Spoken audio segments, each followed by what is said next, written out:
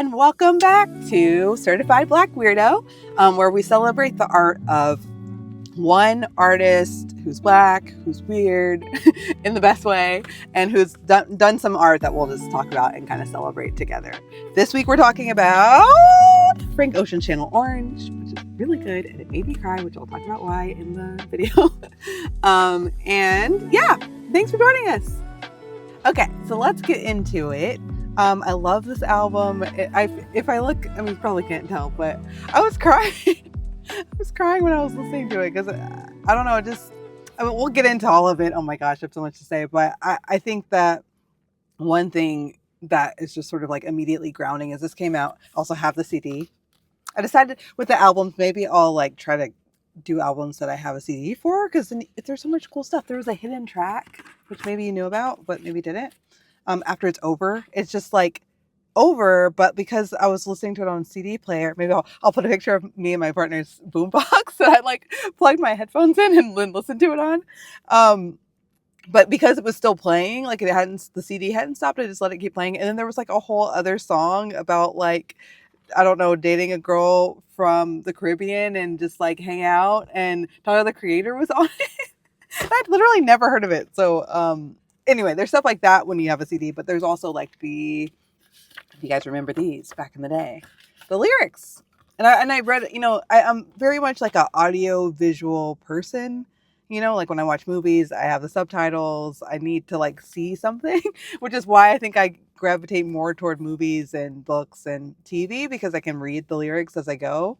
Whereas with music, I listen to a lot of music, but I kind of listen to it like in the car or when I'm like cleaning my apartment or just like when I'm doing something else. Like I don't really sit down and listen. I'm getting kind of teary again because I feel like I don't spend enough time just like sitting down and listening to an album and like really listening to what they say and like reading the lyrics as I go. The one album that I've done that with that, is like always in my memory is To Pimp a Butterfly. I like wrote an essay on that album when I was in college for a writing for social change class. And then I wrote another essay for it when I was in grad school, kind of comparing it to this Caribbean poet who like in the 1940s, 1920s or 1940s, there's this movement called negritude, which was basically like Paris, like Black French people's Harlem Renaissance, basically. And it was kind of like around the time of the Harlem Renaissance, though I think it was like a little bit later. And basically there was like all of these like Black people who spoke French who were like from the Caribbean or from Senegal or from like these countries that were French speaking. And they met each other in Paris and they sort of had this like blend of Harlem Renaissance, but also kind of like Black Panther, like Black Pride vibes, where they were just kind of like, what's wrong with being Black? Like, we love being Black, actually. Like, y'all say it's this and y'all say it's that, but actually it's beautiful, right? And Amos Césaire was one of the leaders of that, and he wrote this really, really beautiful book of poetry called, oh gosh, what's it called? Let's see. Returned. Well, let me look it up. Oh my god, it's so embarrassing. I love this. I've also read this book of poetry multiple times and wrote this whole essay about it, comparing it to Pimp a Butterfly. Okay, hold on. Let's look up. Amos Césaire. Okay, he's from Martinique, and okay, yeah, Notebook of a Return to the Native Land. Okay, that would have been hard to remember off the top of my head, but it's a really great book of poetry, and it's really surreal. And this, this is kind of like that too, except this is like Channel Orange is more about like going away and then like being in this place that feels surreal, whereas this album is more like what happens when you come back home. And so it's To Pimp a Butterfly. It's like what happens when you've been away, and then you come home, or you've in Kendrick Lamar's case, like not really going away, but like becoming famous and then coming back home. Or like for Amos Césaire, it was like going to Paris and then coming back home. And then for Frank Ocean, it's more like going to LA, which is like this bizarre place. And there's so much of like LA-ness in this project that was so interesting and weird. And yeah, anyway, so that like To Pimp a Butterfly is like one of the only albums that I've just like really just sat down, listened to, read the lyrics as I went and cried. And also was like, this is genius, and then today I did that for Channel Orange and I was just like, had a similar feeling of it's so beautiful, but it's also so specific, but it's also so weird, but it's also just like listening to an album, especially like something that's a little bit less like just straight pop, like just trying to like make sure the most people will like it, but like something that's like deep and weird and like risky. Listening to somebody put that together and just like listening to it from beginning to end, it's emotional. And I think especially like this came out in 2012, which is the year I graduated high school. But like, and times were like a little bit less, like a little bit more low stimulation there than they are now, because we didn't like, Instagram came out my senior year of high school. And it was this weird thing that like, I remember my like first post was like, me and my friend, we had like, we went to like a nerdy magnet school where like you had to keep a C average to stay, but we had like rule breaking baked into the culture of the school so that it wasn't really rule breaking. But we had a day that was like senior skip day, and we skipped school and we went to Waffle House. And I remember like the first post I put on Instagram was of us at Waffle House, or just like the Waffle House that we went to or something. And it was just so low stimulation there compared to now, where it's like things are so high tech and like everything's happening and like it's just so much more online than we were. And I loved listening to this, and it kind of made me emotional in part because it feels like slow, and it's like, sorry, I feel really weirdly teary, but like it feels slow, and it feels like we're just experiencing this thing. And something that I really liked about it was it both is like so something that I think is like extremely hard to do that this album does, and also Blonde does, is like it is both like music that you can just play in the background. So I can listen to this all the time, but also it's music that is like so vulnerable and deep, and I think like sometimes it's one or the other. Like I feel like Kendrick Lamar's stuff is so artful and vulnerable and like genius and like a story like this, but it's like not necessarily something that you would just like listen to while you're cleaning your bathroom. I mean, maybe you would, but like for me, whenever I listen to that, I want to like sit down and like really listen to it. And then you think about like, I don't know, somebody like Drake. I know now the vibes have changed, but like it's someone that you just listen to and it's just a good time, and it's not like supposed to be that deep, for the most part. Though I think about Marvin's Room or like song. He got me. I mean, now I don't know. Now I feel very weird about Drake, and I used to love him so much. But like he got me really early when I was in high school because of songs like Marvin's Room that were, and Take Care as an album, that were just like, it's like good time, but also let me be honest with you for a second. And let me just tell you this thing that I haven't told anybody, or, haven't told anybody, but let me confess. And I think that confession feeling to me is so impactful and impressionable. Like it leaves such an impression. Like I think about Lil Wayne when I was in high school too, and like how, he had songs that everybody knew and we all danced to, but then he had like these really deep songs, like I Feel Like Dying. I listen to that all the time. Hell Yeah, Fucking Right also had like these like these like undercurrents of like real vulnerability and emotion that like just it stays with you, and it just is like I don't know, it just kind of brings out your own emotions, just especially like in a project where it's like the whole thing can move between modes. Like it can be like, let's just have a good time, and also these real things are going on and I want to share them with you because maybe you feel that way too. And that transparency, I think, is just like, it always sticks with me. And I feel like listening to this today, it just made me like, I don't know, teary. And I was listening to it on the boombox and just, writing notes and reading the lyrics and just like sitting still for a second, I feel like was so important. And so I'm a little bit emotional today. Okay. So, yeah, let me just get into this a little bit. I'm going to try not to talk about it too long. You can let me know what you think. And thank you guys. I mean, I'm loving, so a couple of you have been commenting and like letting me know what you think, giving me recs, kind of sharing what you think about the things I've been talking about. I really appreciate that. I want this channel to be a place that's communal. Like I don't want it to just be like me talking to y'all and then y'all are like, cool, but like I want to talk back and forth. I want to hear what you think. Like I want you guys to talk to each other, always in respect, obviously, but like I want it to feel like a group thing that we're doing. So I appreciate you guys responding. It's been really cool. Okay, so yeah, I'm going to talk about, wait, where should I start? I have 3 little sections. You should know, if you haven't noticed already, I'm a very big nerd. I've been in school forever. I just graduated. So this is like my first time out of school for longer than like a year since I started school when I was 5 years old. I like went to college and then I went to high school, went to college, went to grad school for my master's, went to grad school for my PhD, and just was in school all the way. And I don't always recommend that. Like if you haven't been in school a while or you're thinking about going back, I think honestly, if you have life experience in between college experiences, it brings so much to the classroom and to your work because you know stuff. You know what I mean? Like this is like my first time fully being in the world at 31. So it's like it's a little bit. It can make me a little bit naive, and so if you've been out, you want to go back, I highly recommend. And also leave me a comment. I could talk to you about like school stuff too. I know a lot about school anyway. Because of that, I am such a nerd. Take notes. I took notes when I listened to the album, and then I like compiled them all into sections, and we're just gonna walk through them.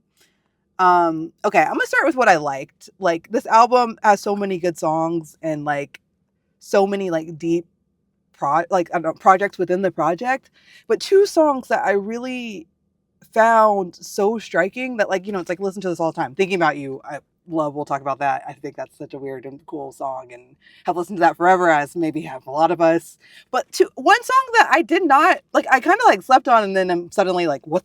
This is amazing. Was Pyramids. I don't know if any of you guys liked that one already or knew about it or like, yeah, I knew that was amazing. But basically, like, he's talking to this like persona or character, person, Cleopatra, and the first half of it's like two songs in one, and the first half it's like kind of set in ancient Egypt, I would say, and there let me just like pull out the lyrics. Okay, there's like there's like Samson from the Bible is mentioned, cheetahs are mentioned. There's like this like world building that I think was just so striking and reminded me a lot of Kendrick Lamar and the way he kind of like world builds in his projects and creates like not just like a feeling, which is already really hard to do, or a story, which is even harder, I would say. I'm thinking about J. Cole and like all the stories he tells in his work, but like a world. I mean, J. Cole also kind of creates these worlds, but like this whole world and all these details that create this like sense of space. So let me find it really quick.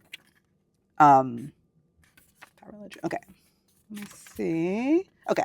Yeah. Set the cheetahs on the loose. There's a thief out on the move. Underneath our legion's view, they have taken oh gosh. Sorry, my battery is dying. They have taken Cleopatra, right? Run, run, come back for my glory. Bring her back to me. Run, run, run. I mean, obviously, he sings this. That's how it sounds. The crown of our pharaoh, the throne of our queen is empty, right? And so there's like this ancient Egypt time. And then that part of the song ends. I mean, I wonder if there's a music video for this. I'll look that up afterward because I'm sure it would be amazing. And then it like comes back in the contemporary day, right? And then she's like an erotic dancer at a strip club, right? And then there's like working at the pyramid. Sorry, I can't sing. But like the time changes, so it's like the character is like in one world, and then there's like an entirely different world, and it's so interesting to me in how he creates this, he ties them together, and he relates to them. So it's like he both creates this persona in both that time and this time, and he's in relationship with her, and and it just creates like all of these like crazy dynamics and like details and worlds and time moving. And like I think something I've been always so interested in is how like being Black can create this feeling of like conflated time. Like you can relate to like James Baldwin, who was growing up like living in a different era. You can relate to Langston Hughes. Like you can relate to Toni Morrison. Obviously, everybody can relate to her. She's amazing. But like you can watch a documentary or a movie from like the 1920s and be like, oh, I get what you mean.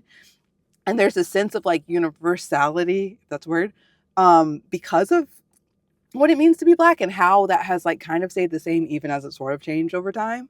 And I think that like the way that he kind of blended time here was like super genius. And then at the end of this, there's like this electric guitar solo that made me cry.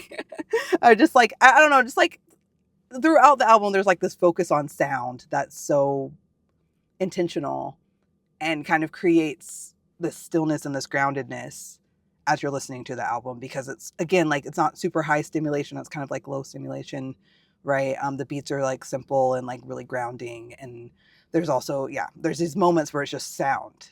There's like video games playing. There's like somebody getting in and out the car. There's like conversations that are happening on the phone, or like music playing through the radio. There's like a sense of like place there that's really striking. And this like guitar thing at the end reminded me of, there's like a Pink Floyd track where it's just a black woman. I think she's black. No, she's not black.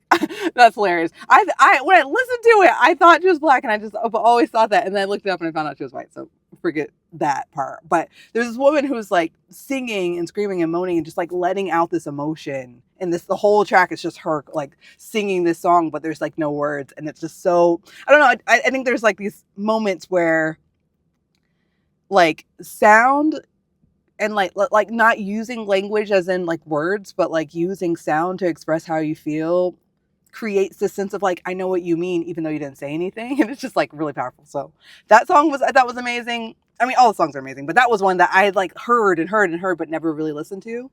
And then Bad Religion was the other one that like I knew, and I liked and I thought was cool, but I hadn't really like listened to and read the lyrics to and just kind of like sat with. And I thought, and that was the one that kind of like broke me a little bit, because he's like in the taxi and this guy kind of like blesses him and he's like, don't curse me. And he was like, you need prayer. And he was like, if it brings me to my knees, it's bad religion. Right. Which is like, I don't know, that in itself, we all know that like, that's like a very popular song maybe, but, that plus he keeps saying like, okay, this unrequited love, to me, it's nothing but a one-man cult and cyanide in my styrofoam cup. I could never make him love me. Never make him love me. He just says that over and over again. And he came out as bi like right before this came out. And I think here it's like, so, oh gosh, I hope I don't cry. I hope I don't cry. But here I just think it is so striking because like on one hand, there's like, maybe it's literally just about like a guy who he likes, but like doesn't think will ever like him, unrequited love in that sense. But then it's like, on the other hand, it could also be God. And just like the idea that like as a queer, I mean, I don't know, I don't want to put this on him, but to me, it impacted me because when I listened, it kind of made me think of the idea of like to be religious or to have come up, like especially in the South. I think he's from Louisiana, maybe, don't quote me, but I'm from Tennessee. Like I think especially coming up as like a Black person in the South and how integral Black Baptist church is to so many people in the South, and then also realizing you're queer and like seeing that disconnect there, and like what does it mean to like supposedly love someone who's like never gonna love you as like a queer person, which some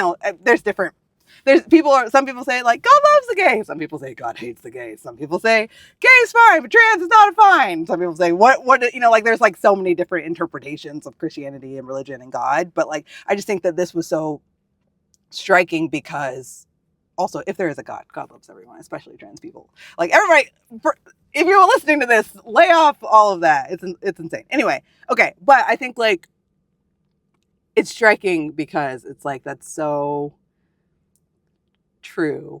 Like that feeling of like to be myself, I have to move away from these things that like were an integral part of who I was raised to be, and even if it's just like, I love this guy and he doesn't love me back and that's bringing me to my knees, that's a bad religion. That kind of reminds me of like Take Me to Church, like that song, is it Hozier? Similar, where you kind of like blend like sex and love with religion and it creates this like really like taboo, interesting thing. But if it's like directly about God, like, to want to be accepted by like a figure that like can't love you according to the rules that he has set in his word of God, like it's just very interesting to me. I thought this was such a good song and so well done and so like simple on one hand and yet like really deep. And I think like situating it in the taxi too, it just kind of creates like this like sense of place. Again, this whole album has like so much sense of place that I thought was just like really, really, really good. So yeah, I love that. I was like basically I was kind of like Black Baptist religious when I was, sorry, noticing this little corner here over and over again. I need to get a new tripod situation. Anyway, I was like regular Christian when I was a kid, maybe, and a teenager, and then I went to college and I got like into a really intense church, which was like, and if you're religious, everybody needs something to keep them going, so literally no judgment there. But for me, it was weird and bad what I was in when I was in college in Texas. And then I kind of let it go, when I realized I was bi, and it felt so I think I just relate to this album on like a sense of being a bi person, and kind of like also just the surrealness there and the strangeness of the way he kind of thinks about language and talks and explains things, like feels very bi to me. It's like kind of being in between worlds a little bit. And when I came out as bi, it like made me feel more like myself, and oh gosh, I'm feeling teary again. And it was so important, and I think it's like, I love this album in part because I think it's so important to like pay attention to how you feel, and pay attention to what makes you feel like you're faking it and what makes you feel like you're genuinely in what's it called, like locked in locked into who you are, like, oh my god, this feels aligned with who I am, and like fine-tuning that and fine-tuning that. And I feel like journaling super helps with that. Being alone for a second, take yourself to a coffee shop or just sit in your closet, whatever, and just be like, what do I think? What do I need? Who am I? How do I feel? What makes me feel excited? What do I not like? And it takes a while. And even being bi specifically, it's hard because it's like, okay, once you realize you're queer, you have to decide, am I actually a lesbian? Am I actually gay?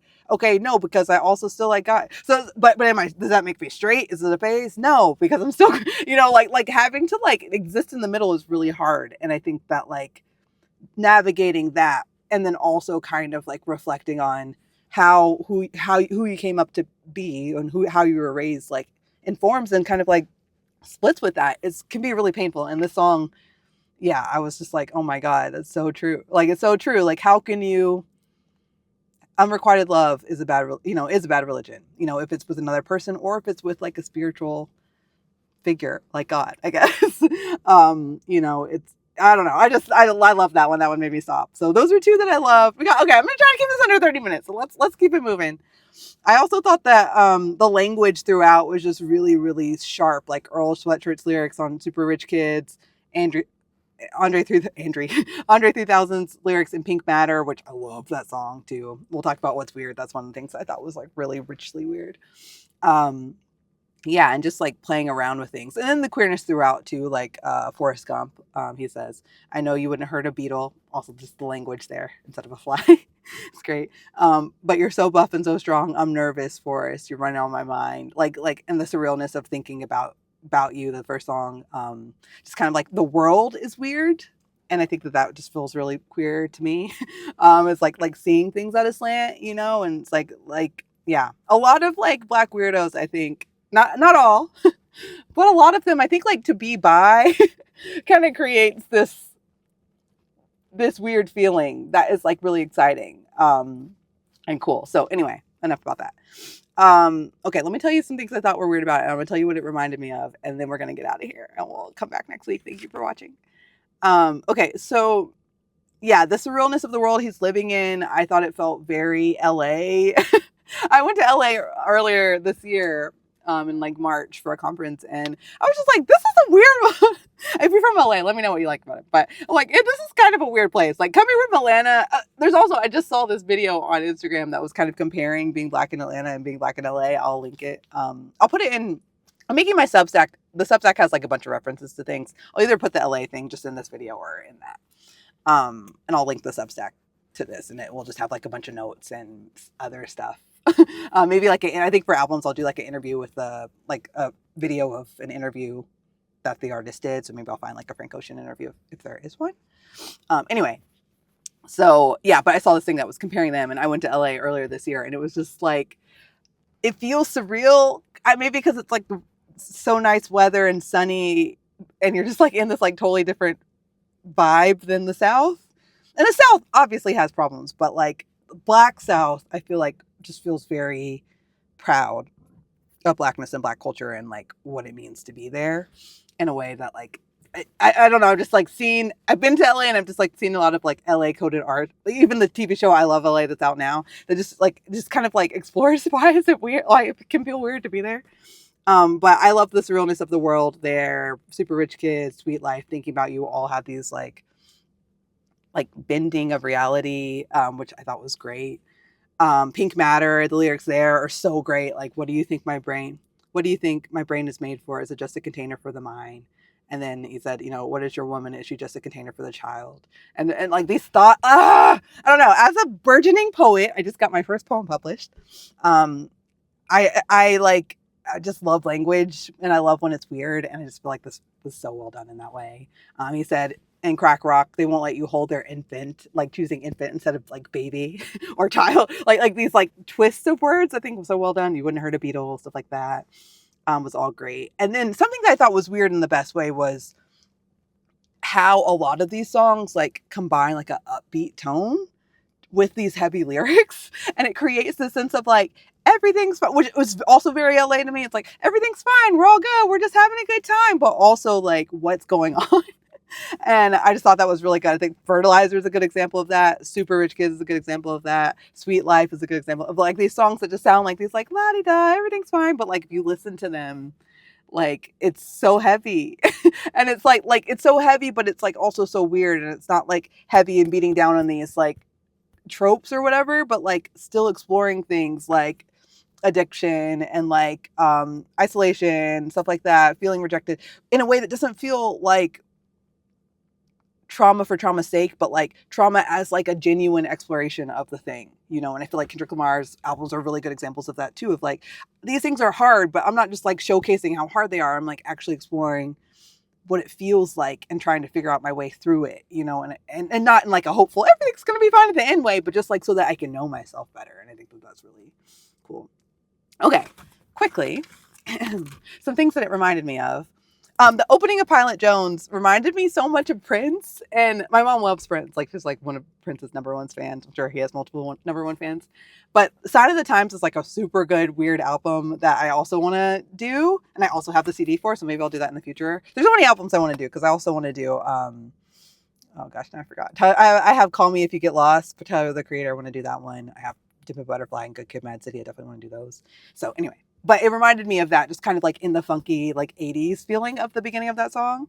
Some of the songs, especially Pyramids, reminded me of Swarm, which is like a Donald Glover, like very weird show on Amazon Prime that was super good, but like very weird.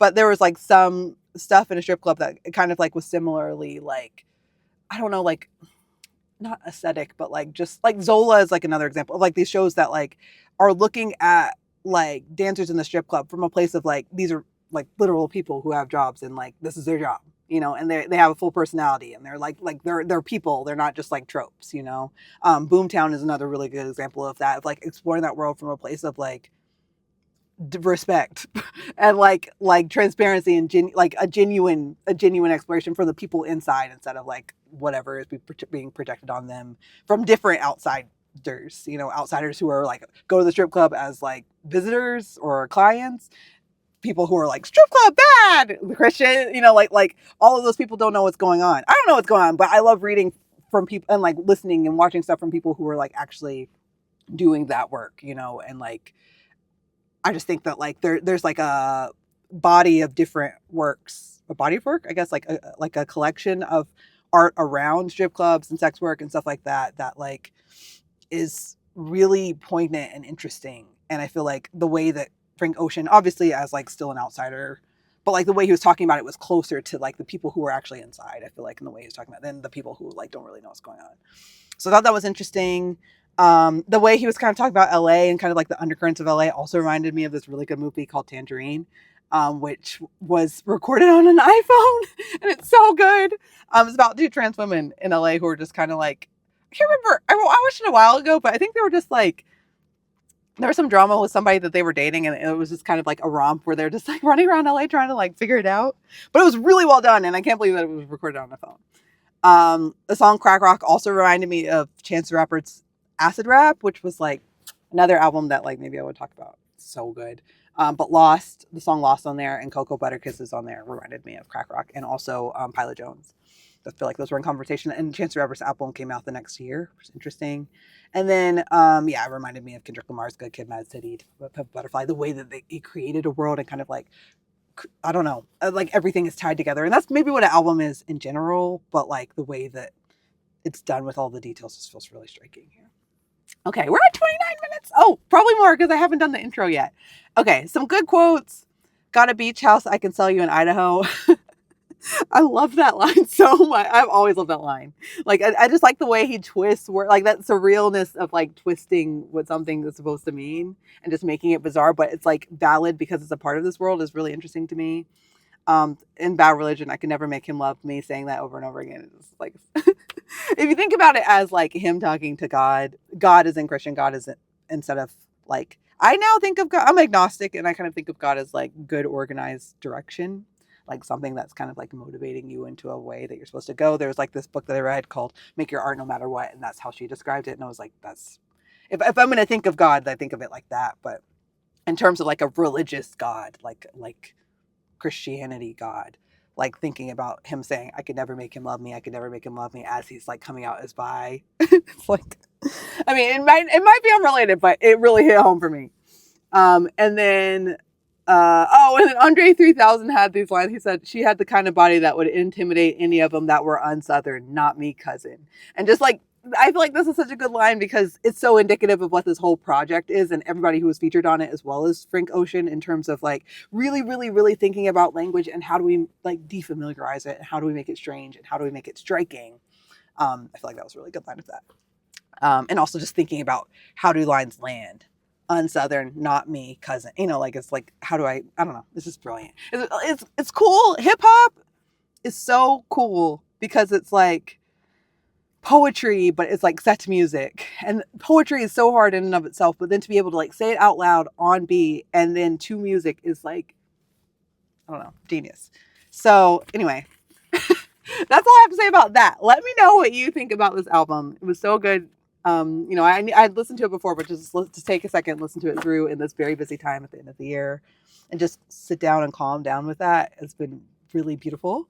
And next week I'm still figuring out the genres, but I think we're going to, my type A brain is like, we have to have a schedule. You can't just do whatever, thank you for the recs too. Somebody recommended City of God, which I'll definitely check out. I've been wanting to check that out. And then, what else? Oh, Vince Staples show, which I definitely also want to see, and Atlanta, which I love. And so I think that at least right now in this current state, the pattern of I'll post every week and I'll rotate between like genres of weird Black art. So artists who are kind of doing stuff that's a little bit off the beaten path. And I think I'm going to do a movie, like each month, a movie, an album, a TV episode. So I can kind of return back to shows and kind of do a deeper dive than like a whole season. And then a wild card. So like maybe like a music video, maybe like the Z-Way thing that I did last week, like just kind of something random that I want to do. Maybe we'll just do that. Because books are all like things that are like a ton of material. Like, y'all, I just talked for 30 minutes. I keep doing these like videos that are like almost as long as the thing. And so if I'm like talking about a book, it's going to be talking forever. So maybe I'll just focus on things that are a little bit more concise or like concentrated. So anyway, thank you for listening. And you can check out Substack for some more notes. What else can you do? Yeah, that's pretty much, you can do that. Come back next week. Feel free to subscribe if you're into this. We'd love to have you as part of like the group. And feel free to, comment below. Let me know what you think about Frank Ocean. Channel Orange Blonde is also another amazing album I need to talk about here and just re-listen to. Thank you for listening and have a good, happy end of the year.